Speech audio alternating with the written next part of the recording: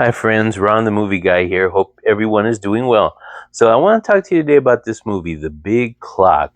If you love noir thrillers that feel way ahead of their time, you need to check out The Big Clock. It stars Ray Milland and Charles Lawton. This movie is basically a Hitchcock style chase film mixed with corporate paranoia decades before that became a regular thing in Hollywood. So here's the setup. Ray Milland plays a George Stroud, a magazine editor who accidentally gets tangled up in a murder investigation. But here's the twist. The guy leading the investigation doesn't realize he's hunting the very man standing right in front of him. And that boss, played by Charles Lawton, is one of the creepiest, most smug performances you'll ever see. Take my word for it. What makes this movie so cool is how modern it feels. The entire plot revolves around surveillance, pressure from giant corporations, losing your identity inside a machine, and the idea that powerful people think they can control reality itself. This came out in 1948, and somehow it feels as though it could have inspired movies for sure, like The Fugitive, North by Northwest, or even modern conspiracy thrillers. Ray Milland is excellent because he plays the role with intelligence instead of brute force. He's basically not the kind of guy that you're going to be able to figure out in 5 minutes, or he himself will not be able to figure out what's going on.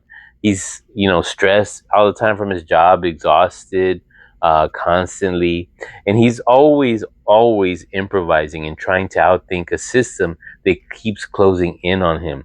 You really feel the panic building as the walls tighten around him.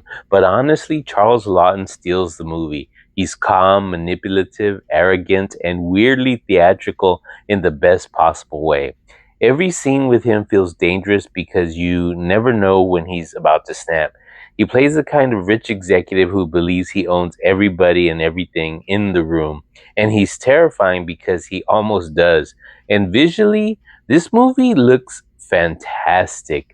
The giant modern office building, the endless rooms full of workers, and the gigantic clock, the mechanism itself, it all creates this cold, mechanical atmosphere that feels incredibly noirish.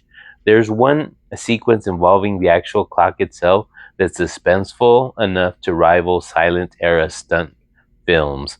What's really impressive is the pacing. A lot of older movies get unfairly labeled as slow, but The Big Clock moves. It wastes almost no time, and every scene pushes the tension higher and higher.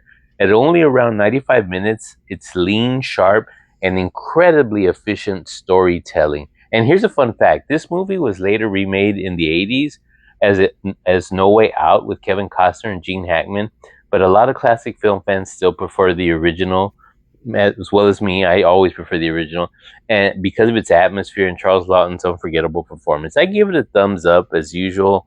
The Big Clock is one of the smartest, most underrated noir thrillers of the 40s. It's tight and it's great. Guys, check it out. Let me know what you think. Bye bye.